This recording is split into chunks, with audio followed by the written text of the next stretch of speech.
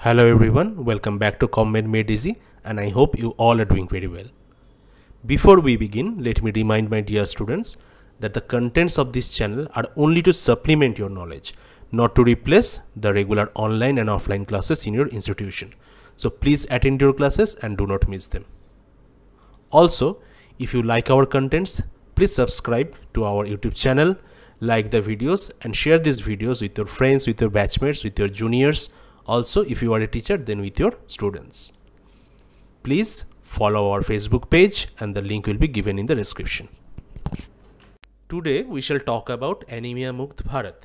This is not only a very common short note or even a part of long question, but also a very popular Viva question.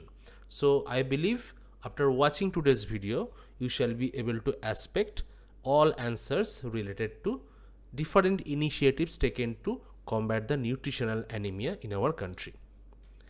So what is anemia? Anemia is a condition where the number of red blood cells decreases or the oxygen carrying capacity of the red blood cells is insufficient so that it cannot meet the human body's physiological need. Now this physiological requirement or need can vary according to the age of the person, the gender of the person, altitude at which the person is living, his smoking habit, and also it changes during pregnancy. World Health Organization in the year 2011 had given us the cutoff values of hemoglobin which is considered normal or anemic for different age group. Look at this table, we can see any child or children less than 5 years of age, so 6 to 59 months, the hemoglobin is 11 gram percentage or above and it is considered no anemia. Then we have 5 to 11 years, that is 11.5 and above of hemoglobin. Children belonging to 12 to 14 years and non-pregnant women including late adolescents, that is 15 years of age and above. Both of this age group, in these age groups, hemoglobin of 12 or above is considered normal. For pregnant women, anyone with hemoglobin level 11 or above is considered no anemia, and for men including men above 15 years of age and also adults, the normal cutoff value is 13 gram percentage. Then we also have the different hemoglobin levels for which they are considered either mild anemic or moderate anemic or severe anemic, but it is ideal that we remember the cutoff values. So under 5 years it is 11 or above, for men it is 13 or above, non-pregnant women it is 12 or above, and for pregnant women this is 11 or above. These cutoff values are very important. Anemia is considered as a major public health problem not only in India but also in many developing countries. But since we are talking about Anaemia Mukt Bharat, we shall be talking about the problem particularly in our country. So in India we have very high prevalence of anemia, and that is also irrespective of age. That means it affects all age group, all genders, religion, geographical location, etc. Now again, another cutoff value of anemia prevalence have been given by WHO, and it denotes the different levels of public health importance. So if the prevalence of anemia is less than 5%, that is considered as a no public health problem. 5 to 19% prevalence is mild public health problem, 20 to 39% is moderate public health problem, whereas 40% or above is considered as severe public health problem. Now if we look at the prevalence of anemia in India in different age group, we shall see that the prevalence is quite high. These data have been taken from NFHS 5. For children aged 6 to 59 months, that means up to 5 years of age, the prevalence is 67%. Adolescent girls for 15 to 19 years, the prevalence is 59%. Adolescent boys, the prevalence is 31%. So you can see the problem is higher. The prevalence is higher among adolescent girls.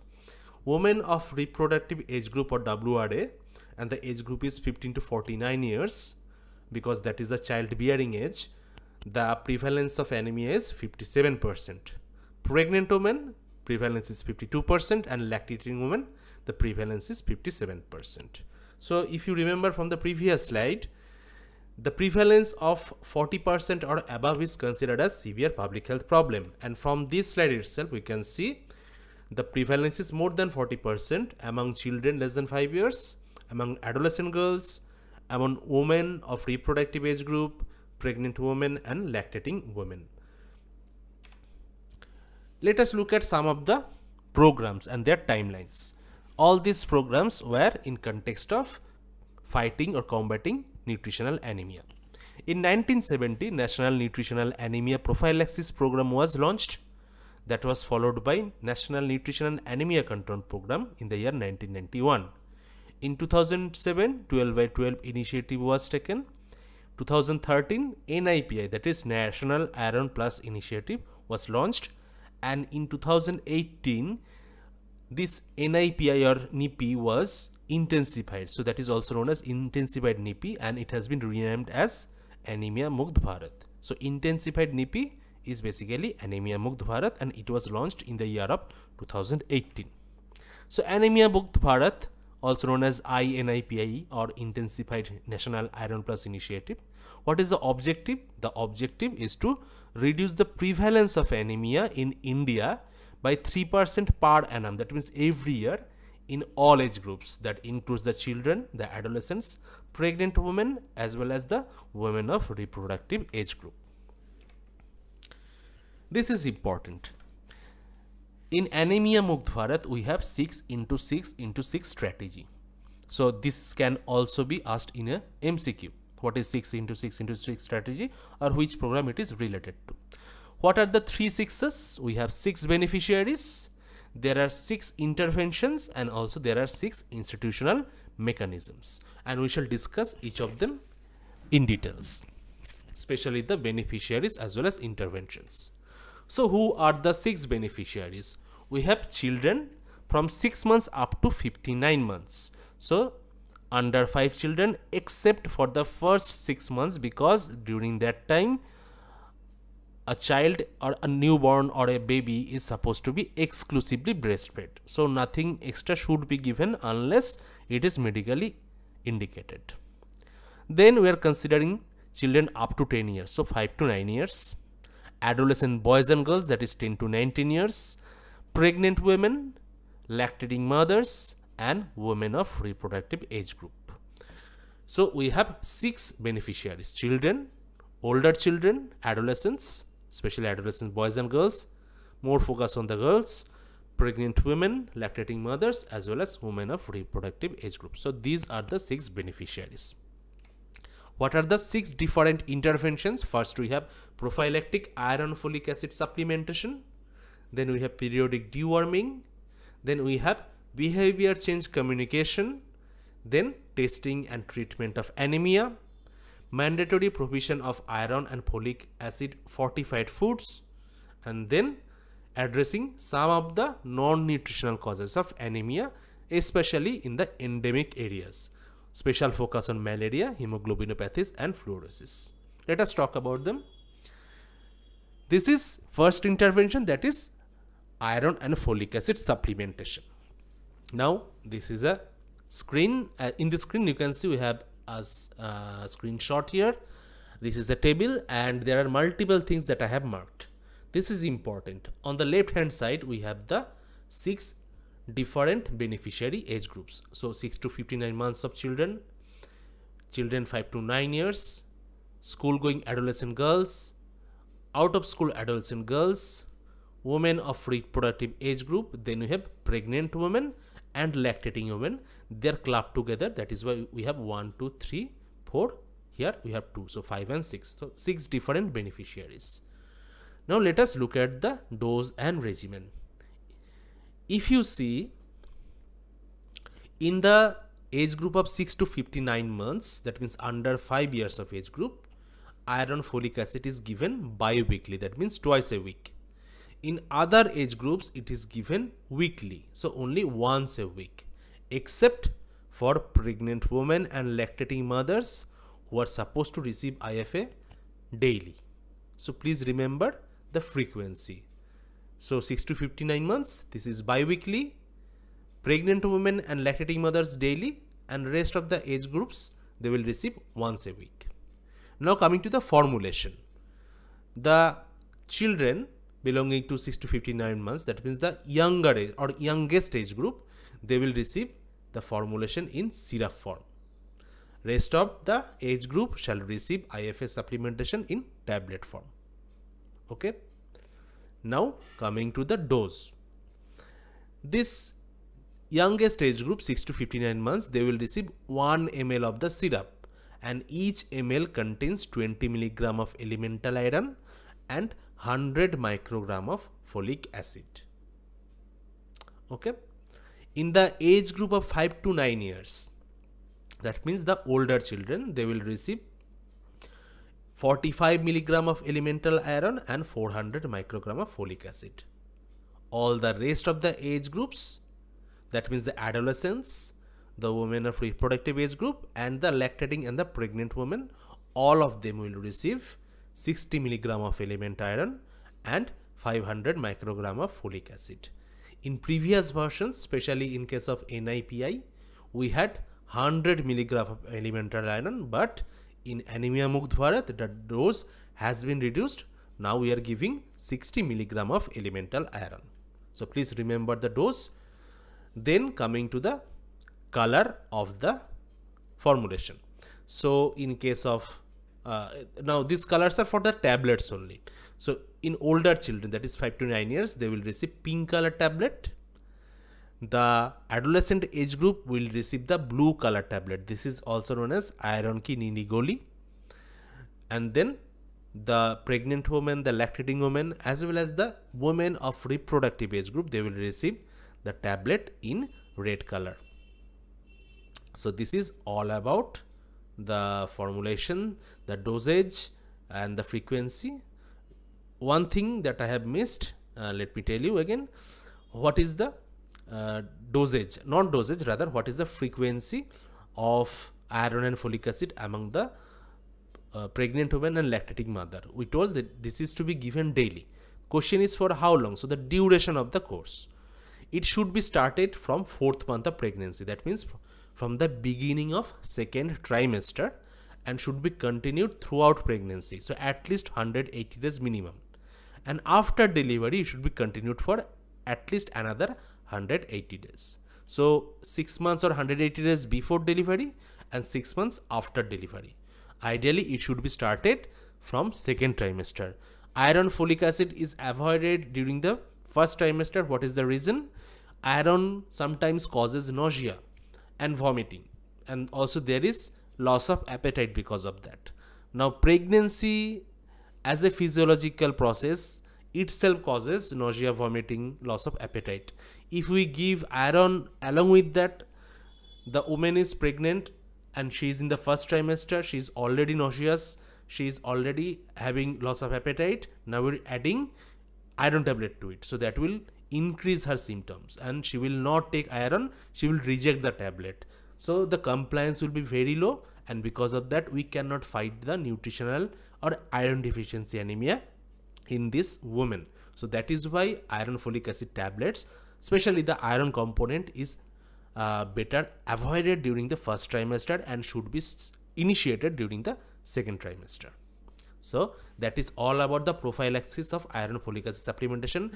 If you ask me, from today's video, this is probably the most important slide, because lots of questions are asked from this part only. So this slide is very important. I will request my students to please remember everything that is given here, especially focus on the underlined or the marked portion.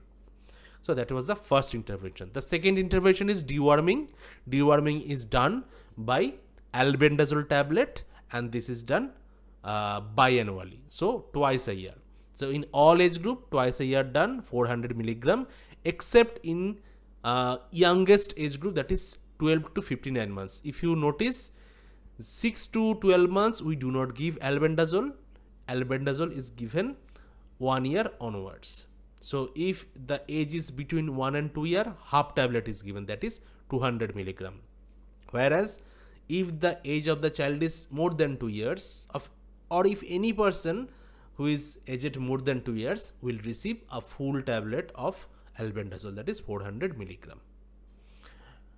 And in case of pregnant women, one dose is given after the first trimester and preferably during the second trimester. So that is deworming. Next is intensified year-round behavior change communication. So we want to give supplementation, iron folic acid supplementation, allowing deworming to the mothers, unless they understand the importance and they are given the platform or some of the provisions to comply to this treatment or prophylaxis, they will not follow it. So what are the things that we must focus on during BCC? 4 key behaviors. Number 1 is compliance to IFA supplementation and deworming. The beneficiaries must be made aware of the importance of continuation of the iron folic acid supplementation, why it is important, why deworming is important, etc. Along with that, appropriate infant and young child feeding, because food is obviously a great source of iron and folic acid. Increase intake of iron rich, protein rich and vitamin C rich foods through diet diversification and consumption of fortified foods. We shall talk about fortified food later. Why vitamin C?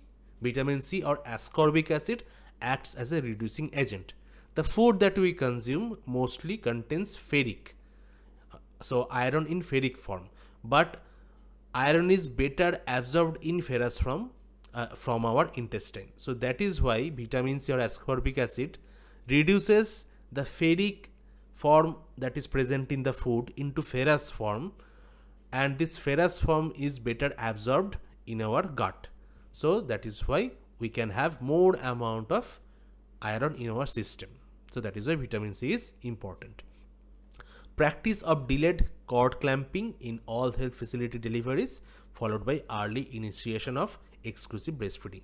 Delayed cord clamping will actually help in transfer of more cord blood into the circulation of the baby or the newborn, and that will provide more amount of hemoglobin obviously, and there will be less chance of anemia. Okay, what about intervention for testing and treatment? So target groups have been decided for testing and treatment, mostly the adolescent girls and boys in government school and government aided schools, also pregnant women who are registered for antenatal checkups in different government centers. So screening to be done by digital hemoglobinometer, and if anemia is detected, then age appropriate treatment is done. What is food fortification? So food fortification means adding something to the food that will increase the nutritious value without altering any taste or appearance, etc. So mandatory for introduction of fortified food into government health programs. For example, iron fortified or double fortified salt, because we already have iodine, then we are also adding the iron, so that becomes the double fortified salt. This is an example. So by the way, this video is not sponsored by anyone in Tata or anything. I just came across this image. I searched for double fortified salt on Google image, and this is the first image that I came across. So you can see it is written iron plus iodine, and this is salt. There is also iron fortified whole wheat flour or refined flour, so atta or maida, and as well as rice. So this is wheat flour, and that can be fortified. If you can see here in the lowermost line, it is written atta or maida when fortified shall contain added iron, folic acid, vitamin B12, etc. So this is food fortification. And then intervention 6, where we address some of the causes which are not nutritional and may even lead to anemia. For example, malaria, which is very important.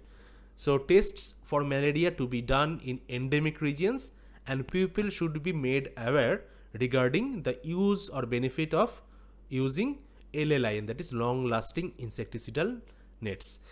If you have already followed my video on integrated vector control or vector management for mosquito-borne diseases, the details of LLIN, ITN, everything have already been discussed.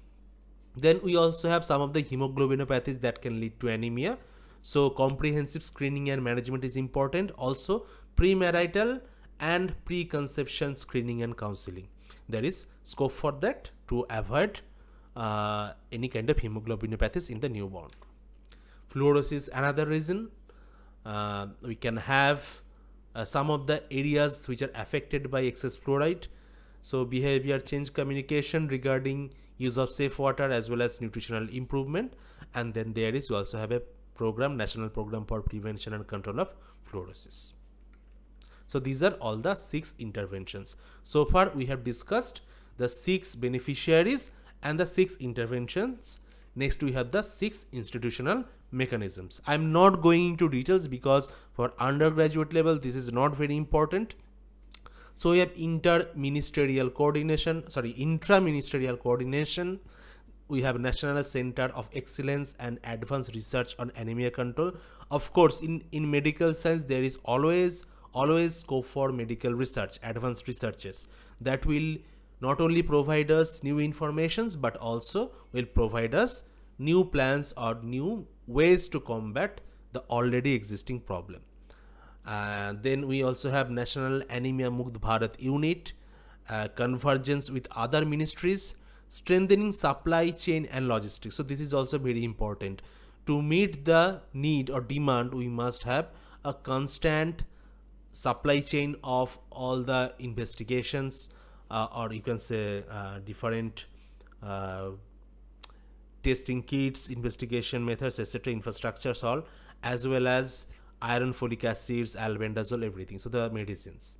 And then we can also have Anaemia Mukt Bharat dashboard, digital portal, one-stop shop for anemia. So this is already available. You can search Anaemia Mukt Bharat in Google and you shall come across a website that called Anaemia Mukt Bharat, and you will get a lot of information regarding the situation of anemia, different interventions being taken to combat the nutritional anemia, etc., in that single site only. So this is the one-stop shop of anemia, that is a digital portal. So this is all about Anaemia Mukt Bharat. For undergraduate students, if you are given a short note, you have to write the situation of anemia in our country, especially the prevalence, that it is quite high among the under 5 children, the adolescent girls, women of reproductive age group, pregnant mothers, as well as the lactating mothers. Then we have to mention the 6x6x6 strategies. Who are the 6 beneficiaries? What are the different 6 interventions, specially focus on the iron and folic acid supplementation, and then also the deworming. And then write the 6 institutional mechanisms. Just write the mechanism names, that's enough. Okay, you do not have to write in details. So with this we conclude today's session. If you like the video, please subscribe to our channel and share this video with your batchmates, juniors and friends. We also have our Facebook page that you can follow. The link is given in the description. Take care and we shall see you in our next video.